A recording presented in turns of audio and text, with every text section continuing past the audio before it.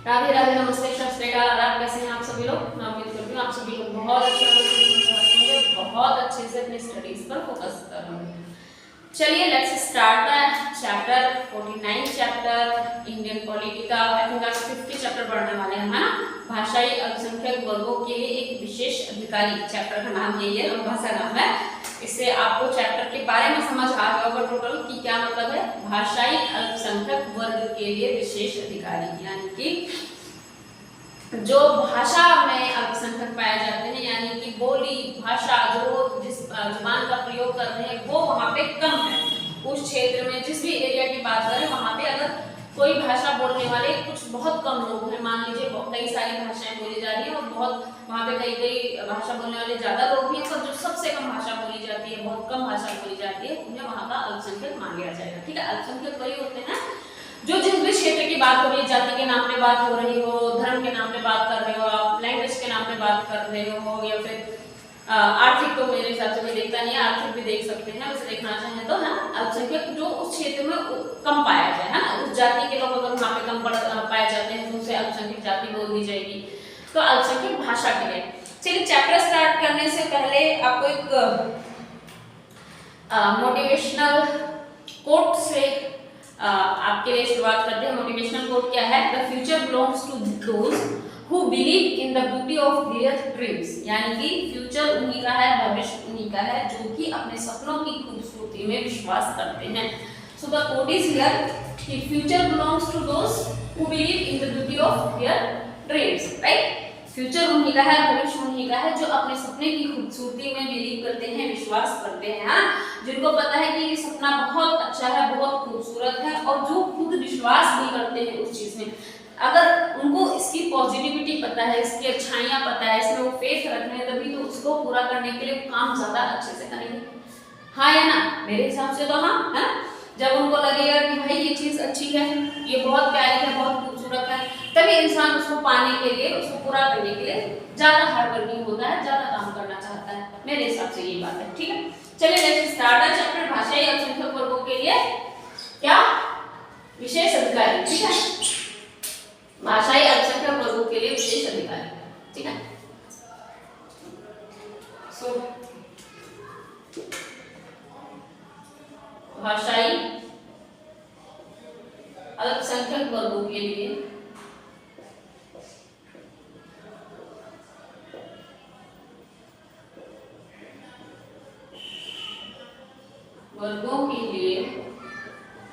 ठीक है विशेष अधिकारी। Indian polity M Laxmikanth 50th chapter 50वां अध्याय, ठीक है। Now the marker is going to date, किसी तरह से काम चला लेते हैं, मार्कर खत्म पे नजर आ रहा है, ठीक है। But I wish and hope कि आपको दिख रहा हो, ठीक है। चलिए देखिए, भाषाई अल्पसंख्यक वर्गों के लिए जो विशेष अधिकारी की बात हो गई है, यहाँ पे ये ध्यान रखें कि ये कोई कमीशन नहीं है अभी, है ना। हम अधिकारी के बारे में पढ़ने जा रहे हैं। कमीशन जो जैसे आपका दिमाग में आ जाए कि जाति के लिए कमीशन पड़ा था, जातियों के लिए कमीशन पड़ा था, है ना। राष्ट्रीय कमीशन फॉर एससी, राष्ट्रीय कमीशन फॉर एसटी, वो नहीं है, राष्ट्रीय कमीशन फॉर ओबीसी भी हो गया। लेकिन अभी जहां बात करने जा रहे हैं, अनेक विशेष अधिकारी से शुरुआत हुई है। ये किसके लिए हुई है? अल्पसंख्यक किसमें है? जो अल्पसंख्यक जो भाषाओं के तौर पे अल्पसंख्यक माने जा रहे हैं, भाषा को भी हाथ मान के अल्पसंख्यक माने जा रहे हैं, ठीक है। सिंपल बात है। अल्पसंख्यक समझ आ गए कौन होते हैं? जो थोड़े कम हो क्वांटिटी में, है। जिस भी अगर जाति की बात हो रही है वहां पे, लैंग्वेज की बात हो रही है तो अभी लैंग्वेज के हिसाब से अल्पसंख्यकों की बात हो रही है। जो ये अधिकारी की बात है अल्पसंख्यकों के लिए, ये पहली बात तो ये संविधान में इसके बारे में कुछ, ये संवैधानिक आयोग या निकाय नहीं है। संविधान में इसके बारे में कुछ खास लिखा हुआ नहीं है, पहले क्लियर रखें आप इसको, ठीक है। ये ऐसा नहीं है कि एक संवैधानिक निकाय है, ये संवैधानिक ऐसा कुछ नहीं है। ये संविधान में इसके बारे में कुछ इतना प्रॉपर लिखा हुआ भी नहीं है, ठीक है। क्या बात कि जब भी ये फील किया गया, जब भी ये महसूस किया गया, या जब लोगों के दिमाग में ये चीज आ गई और उन्होंने सोचा कि इसके लिए कुछ किया जाना चाहिए, तो क्या हुआ? पहला तो क्लियर है कि ये संविधान में हमारे इसके विषय में संविधान में कुछ खास है नहीं, बिल्कुल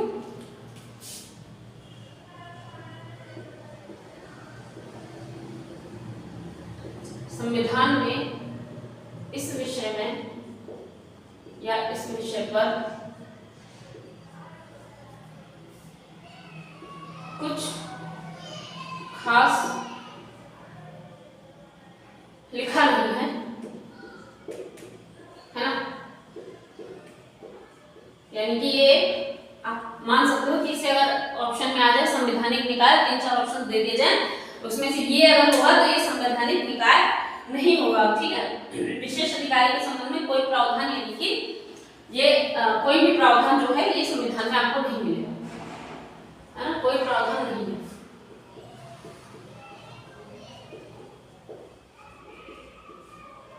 कोई प्रावधान नहीं है, कहाँ नहीं है ये लिखो, ये भूल जाओ, कहाँ की बात करिए, संविधान में।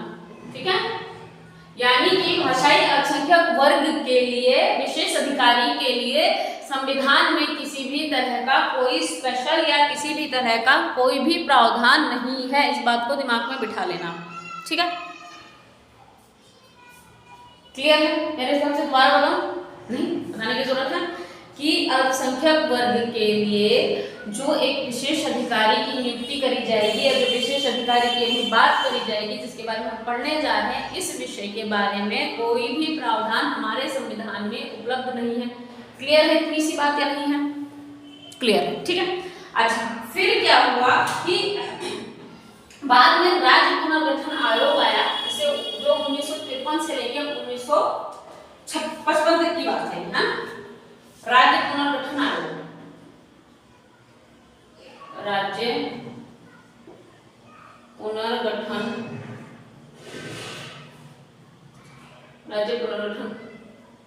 आयोग कब से कब तक के लिए है ये? 1953 से 1955 तक। ठीक है, ने क्या किया? सिफारिश की। ठीक है, संविधान में तो इसके लिए कोई प्रावधान है नहीं, तो क्या हुआ, राज्य पुनर्गठन आयोग 1953 से लेकर 55 में जो आयोग था उसने सिफारिश की। जाहिर सी बात है, ये सिफारिश किससे रिलेटेड है, किससे संबंधित है, किसके हित में है? ये हित में उनके है जो अल्पसंख्यक हैं। किस रिगार्डिंग अल्पसंख्यक है? जो भाषाई अल्पसंख्यक हैं, यानी कि भाषा से रिलेटेड, भाषा को बिहार मान के, भाषा को बेस मान के जो अल्पसंख्यक समझे गए हैं, उनके लिए एक आयोग बनाया गया, या अभी बनाया जाने की बात कही गई कि विशेष अधिकारी हो या जो भी हो, इस बात की सिफारिश की। किसने की? राज्य पुनर्गठन आयोग 1953 से 54। ठीक है, ठीक है। अब अगला स्टेप क्या होता है? 1956 में क्या हो जाता है? 1956 में, ठीक है, 7वां संविधान संशोधन होगा। ठीक है, आ रहा है समझ में? 7वां संविधान संशोधन होगा 1956 में। उसके तहत क्या होगा? भाग 17, ठीक है, और अनुच्छेद कितना हो जाएगा फिर? 350 था। ठीक है, देखिए सिफारिश हो गई 53-55 में। अब 1956 में क्या हुआ? 1956 में 7वां संविधान संशोधन हुआ, 7th अमेंडमेंट हुआ, कॉन्स्टिट्यूशन में अमेंडमेंट हुआ, that was called 7th amendment. ठीक है, इन 1956। ठीक है, 7वां अमेंडमेंट जब हुआ, 7वां संविधान संशोधन हुआ, तो किस भाग में? उसे भाग 17 के तहत, है ना, 7वां संविधान संशोधन भाग 17 में अनुच्छेद 350 खा को जोड़ा गया। ठीक है, अनुच्छेद 350 खा जोड़ा गया। अब अगर आपको एक बात पता चलती है कि भाई यहाँ अमेंडमेंट हो गया, इस भाग में हो गया, और ये वाले अनुच्छेद भी भाई जोड़े चले गए, तो अगर ये सब कुछ हो गया है तो आपको पता चल गया होगा किस लिए हो रहा है। ऐसा तो नहीं होगा टेबल कुर्सी पंखे बिजली की बात हो रही है, यहाँ पे शिक्षा की बात हो रही है, यहाँ पे बात किसकी हो रही है? भाषाई अल्पसंख्यक वर्ग के लिए विशेष अधिकारी की। तो अगर संशोधन हुआ है तो क्या आया होगा इससे? ये जो अमेंडमेंट हो गया तो भाग ये वाला जुड़ गया 350 था, तो ये किस लिए जुड़ गया? क्या आया इसके अंदर? इसके अंदर भाषाई अल्पसंख्यक वर्ग के लिए जो अधिकारी होगा उसके विषय की बात थी, और वही इसमें हो गया कि भाई क्या होगा? एक विशेष अधिकारी हो गया। ठीक है, किसके लिए? भाषाई अल्पसंख्यक के लिए। उनकी नियुक्ति कौन करेगा? उनकी नियुक्ति जी राष्ट्रपति करेंगे। ठीक है, चलिए लिखिए इसको, जल्दी समझ करिए, फिर आगे लिखवाते हैं। देखते हैं बोर्ड पे ही आ जाए इसका अच्छा होगा सारा।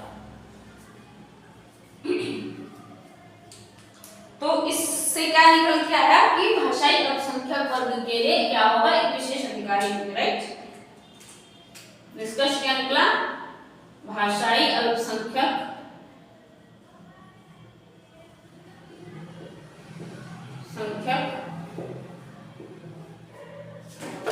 वर्ग के लिए विशेष अधिकारी होंगे, ठीक है।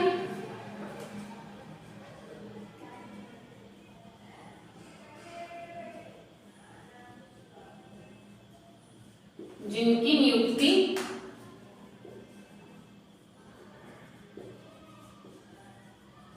नियुक्ति राष्ट्रपति करेंगे। क्लियर है।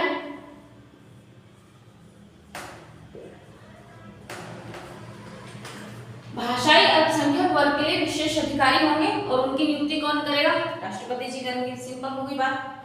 कहीं कोई दुख दर्द तकलीफ आ रही है दिक्कत तो मुझे बता दो, ठीक है।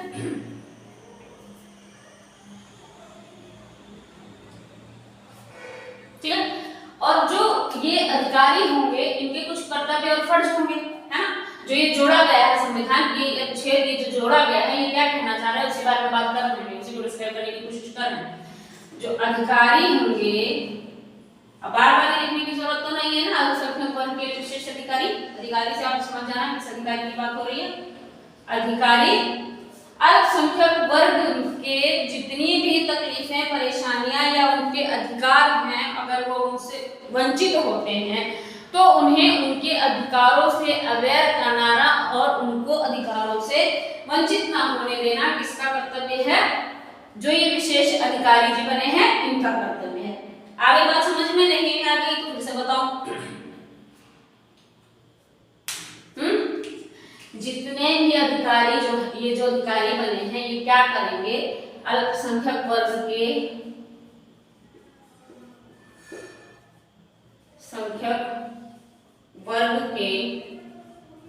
रक्षा उपाय जितने भी है ना, रक्षा उपाय से अवगत कराएंगे, है ना, अवगत कराएंगे। अर्थात उन तक उनके अधिकारों को पहुंचाएंगे और कुछ अगर गलत होगा, छेड़छाड़ होगा तो उस पर एक्शन लेने के लिए कुछ करेंगे, ठीक है। अवगत कराएंगे, सिंपल सी बात है। कहीं कोई दिक्कत तकलीफ परेशानी हुई, अभी तक बहुत इजी वे में पढ़ा रही हूँ, दोबारा रिपीट करने की जरूरत है। अगर यही रिवीजन हैंड टू हैंड करवाने की आपको फीलिंग आ रही है तो मैं वो भी करवा सकती हूँ, ठीक है। भाषाई अल्पसंख्यक के लिए आयुक्त होंगे। आपको पता है कि अगर देखिए अधिकारी जब बन गए हैं तो कुछ ना कुछ इनका ऑफिस भी होता होगा, कोई ना कोई इनके हेड भी होता होगा। ऐसे तो नहीं कि एक व्यक्ति को दे देंगे कि भाई जाओ जी आप संभालो सब कुछ, है ना, नहीं ऐसा नहीं होगा, करेंगे कुछ ना कुछ जुगाड़। तो क्या काम किया गया इनके लिए कि इनको आप एक छोटे लेवल पे समझिए कि एक ऑफिस देंगे, एक ऑफिस में कुछ स्टाफ भी देना पड़ेगा जो काम का है। तो बेसिकली काम क्या हुआ कि इनके लिए आयुक्त है, भाषाई अल्पसंख्यकों के लिए आयुक्त लिखवाई देती हूँ, भाषाई अल्पसंख्यकों के लिए आयुक्त लिख लेते हैं।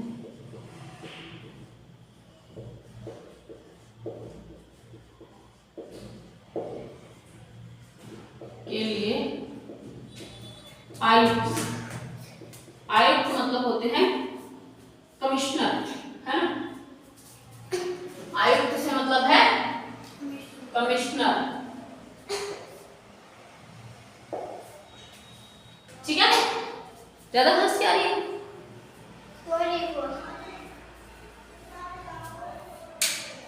ठीक है।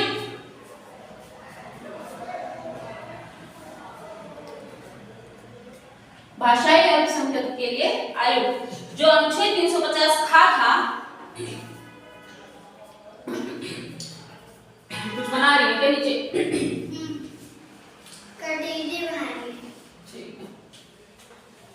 ठीक है। अनुच्छेद 350 खा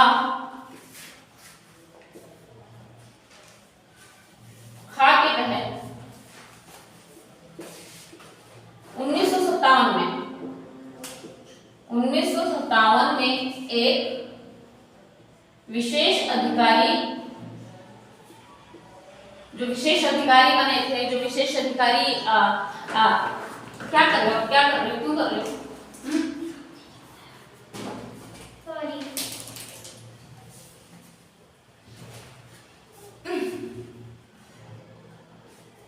रोज बात है ना, अपनी मत करो, उसको यहाँ पे डिस्टर्बेंस होती है ना। बाय। ठीक है, विशेष अधिकारी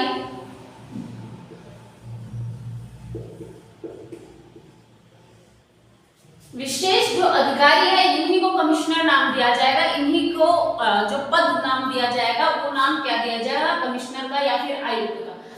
जो विशेष अधिकारी है को पद नाम आयुक्त दिया। Is it okay?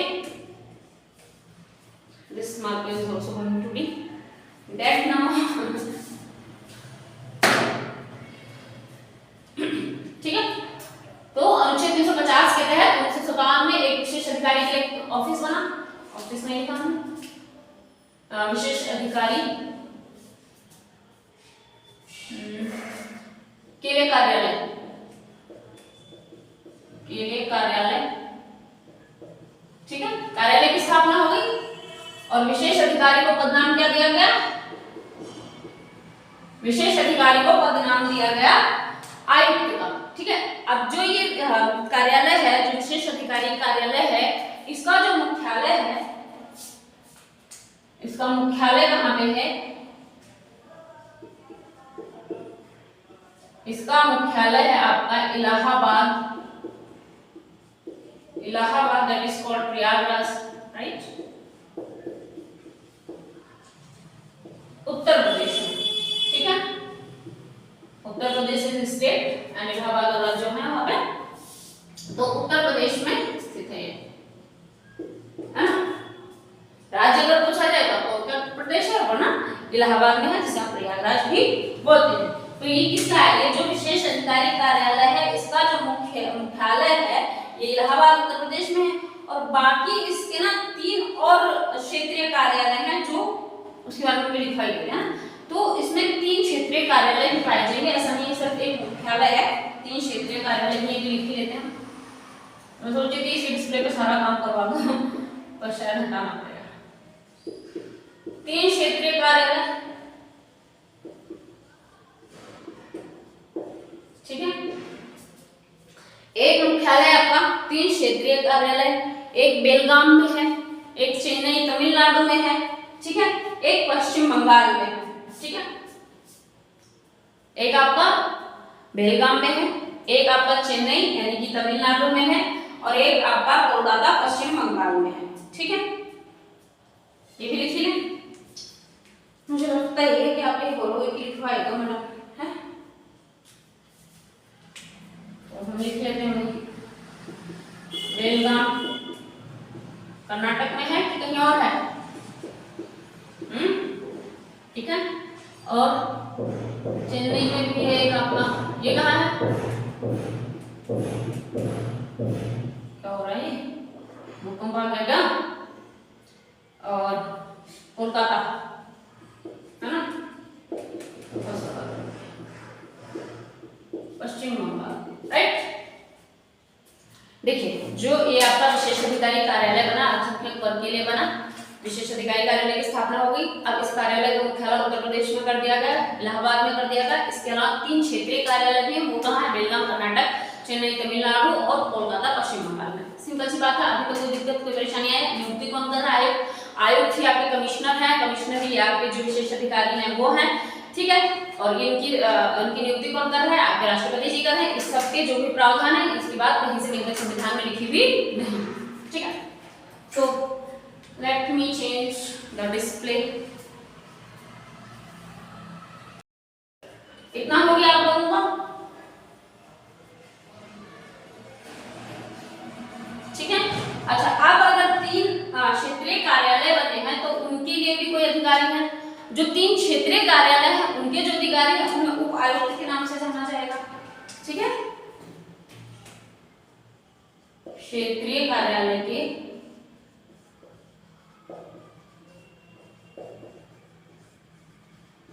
के लिए उपायुक्त की नियुक्ति, ठीक है, उपायुक्त की नियुक्ति हुई है। और ये उपायुक्त ही क्या कहलाए जाएंगे, असिस्टेंट कमिश्नर, ठीक है, असिस्टेंट कमिश्नर।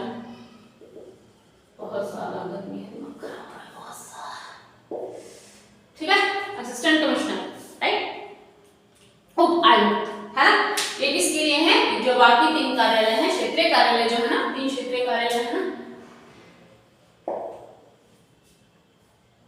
3 क्षेत्रीय कार्यालय के लिए कौन था उपायुक्त, वो है, उनको किस नाम से जाना जाएगा, असिस्टेंट कमिश्नर या फिर उपायुक्त के नाम से भी जाना जा सकता है, ठीक है। अब इन आयुक्त की भूमिका क्या है, बन तो गए हैं, लेकिन एक बात याद रखना, विशेष बात इसमें क्या है, ये लिख लो भैया, करो करा दो तो आपको ये बात तो क्लियर है कि ये जो है विषय, ये प्रावधान जो है ये संविधान में नहीं है, तो आयुक्त की योग्यता, सैलरी, पेंशन, भत्ता, इस सभी की कोई जानकारी भी संविधान में उपलब्ध नहीं है।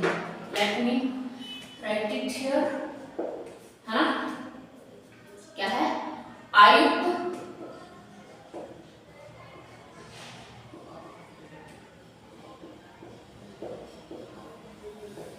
योग्यता, पेंशन, भत्ता, अन्य सेवाएं,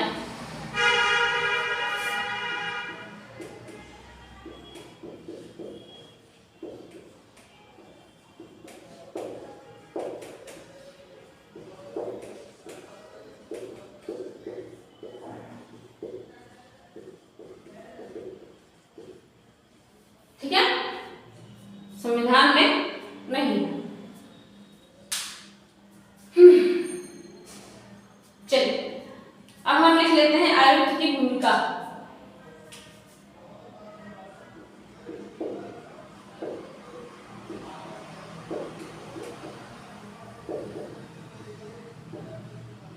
आयुक्त की भूमिका क्या है, देखिए, अगर किस लिए बनाया गया है, ये किस लिए बनाया गया है ना, अल्पसंख्यक वर्गों के लिए, भलाई के लिए। तो अगर ये पाया जाता है कि जो भी योजनाएं लागू की गई हैं, यदि वो योजनाएं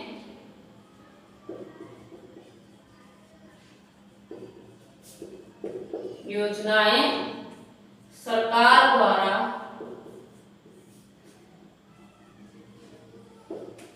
लागू की गई हैं, वह अल्पसंख्यक तक नहीं पहुंच रही हैं,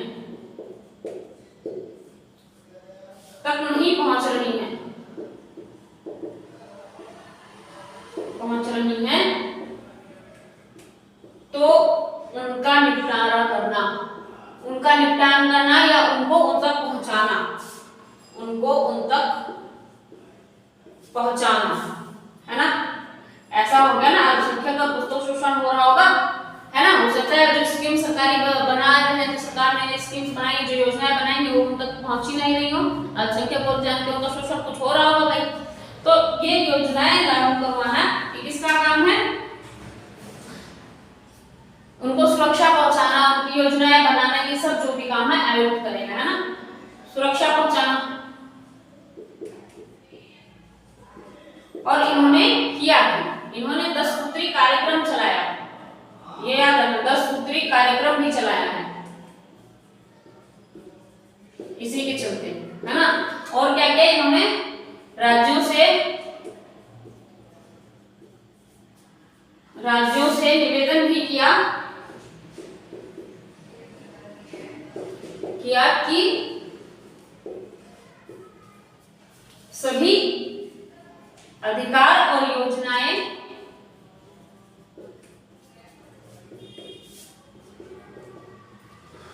अल्पसंख्यकों तक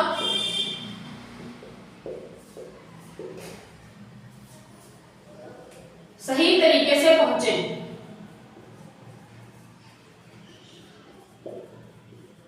ठीक है,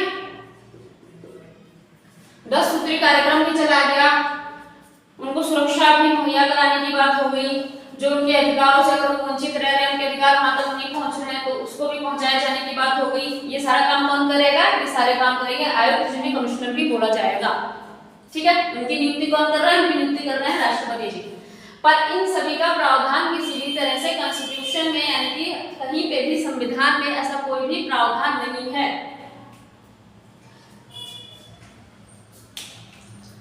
नेक्स्ट हेडिंग,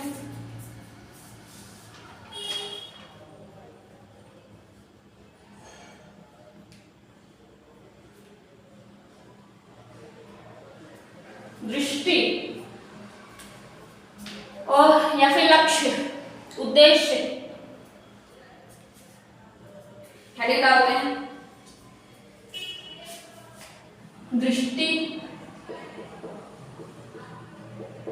इनके विचार क्या है, सोच क्या है, क्या सोच के ये बनाया गया है, क्या सोच के इस चीज को डेवलप किया गया है।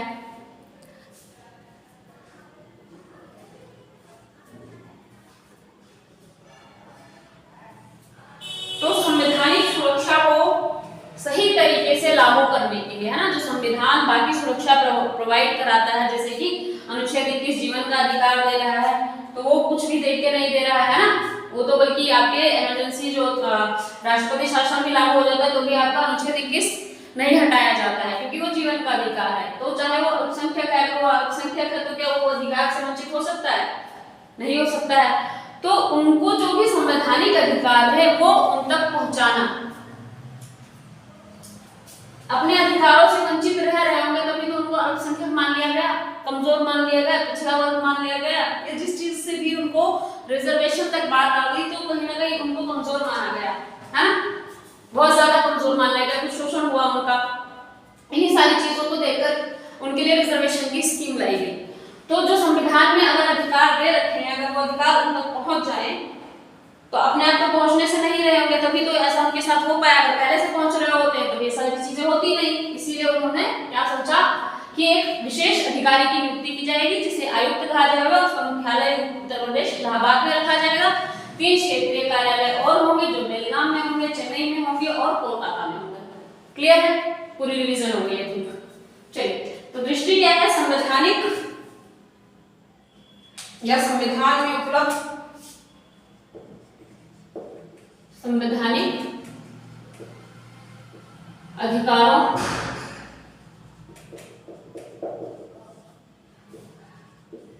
को अल्पसंख्यकों तक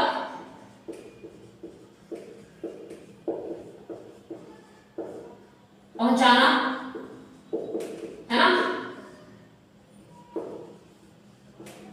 उनके जीवन को सरल बनाना,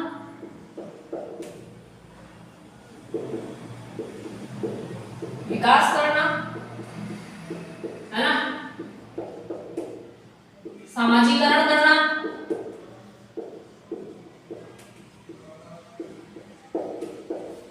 दृष्टि है, ये उनके विचार हैं, ये उनकी इच्छा रही होगी, इनके उद्देश्य होंगे, है ना। लक्ष्य,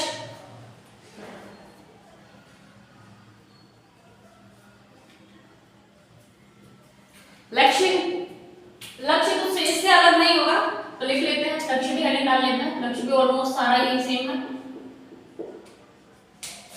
सरकार द्वारा लागू सभी योजनाएं तक पहुंचे, है ना।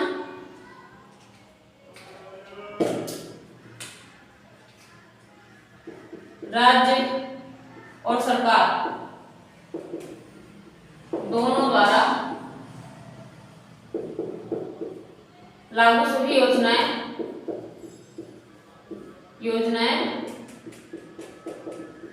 अल्पसंख्यकों तक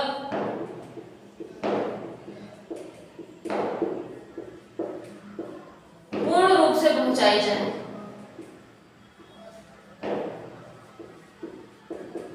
उपयोगी हो, है ना। ऐसा ना हो कि आप ये पूरी चीजें पहुंच रही है, अगर 10 किलो राशन मिल रहा है तो उन्हें 10 किलो ही राशन मिलना चाहिए। अगर 200 यूनिट बिजली फ्री है, हालांकि ये फॉर एग्जांपल है, खाली ऐसा अल्पसंख्यकों को लिए विशेषता कोई प्रावधान नहीं कि 200 यूनिट बिजली फ्री हो। फॉर एग्जांपल कि अगर इतना है तो इतना ही होना चाहिए, ऐसा नहीं कि बीच में कोई काट कपट हो जाए और वो वहां जाते जाते 10 यूनिट बन जाए। ठीक है, तो जब वो अवेयर होंगे प्रॉपर्ली तभी तो उनको पता होगा कि इतनी मिलनी है। अगर नहीं अवेयर होंगे तो बीच में कोई ना कोई चीजों को काट सकता है, कोई ना कोई उसमें कमी कर सकता है और उससे क्या कर सकता है, अपने फायदे कर सकता है बीच में। ठीक है, तो कार्य क्या है इनके?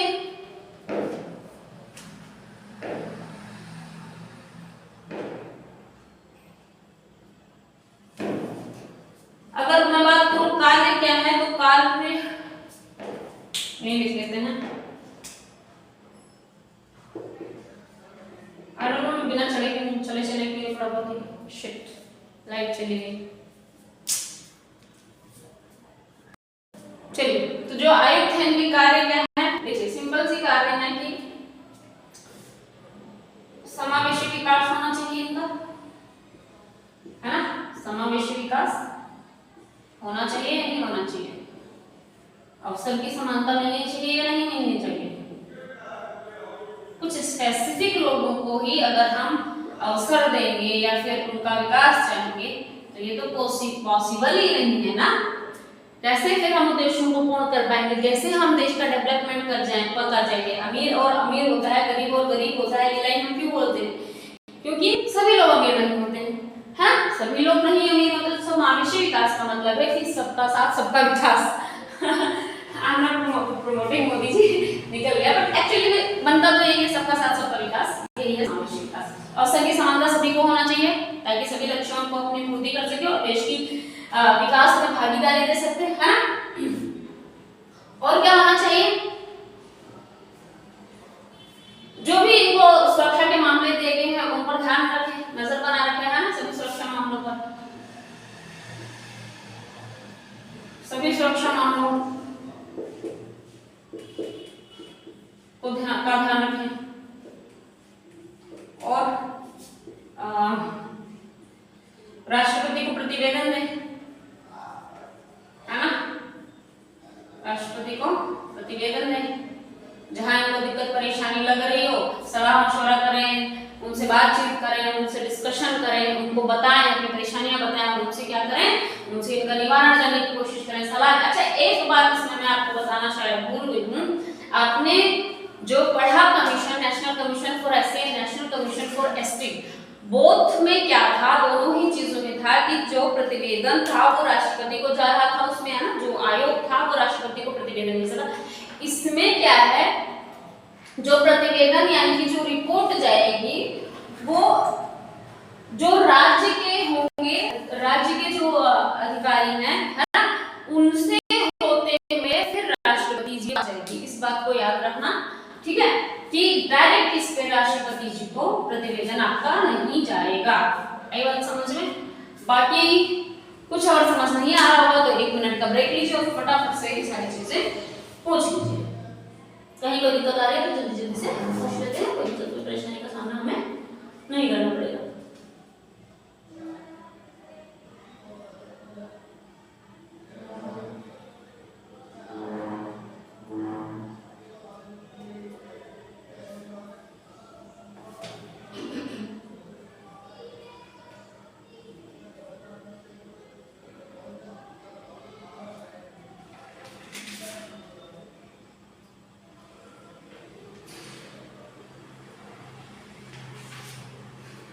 ठीक है, तो मुझे क्या लिखने की जरूरत है? मुझे क्या लिखूं? ये तो राष्ट्रपति को प्रतिवेदन, ये तो ठीक है, ऐसे ही रहेगा। और फिर राष्ट्रपति जी संसद को भी भेजेंगे, ये भी याद है ना? राष्ट्रपति क्या करेंगे? संसद के दोनों सदनों के समक्ष रखेंगे।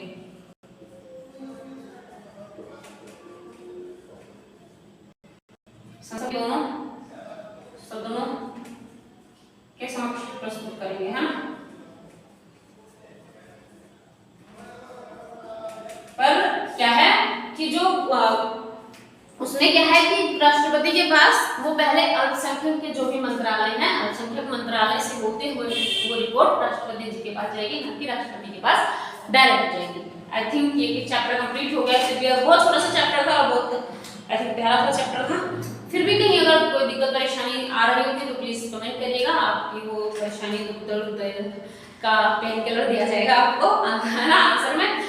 बाकी खुश रहिए, मजे करिए, अच्छे से पढ़ाई करिए, किसी से जलिए मत, सद्भावना रखिए, किसी से किलसिए मत, किसी का बुरा मत चाहिए, और कोशिश करिए किसी व्यक्ति, जानवर, इंसान, किसी भी दुनिया में किसी भी जीव जंतु के हानि का कारण आप ना बने। जितना हो सकता है लोगों की मदद करें, मदद करने लायक नहीं तो मदद करने लायक बनने की कोशिश करें। चलिए, खुश रहिए।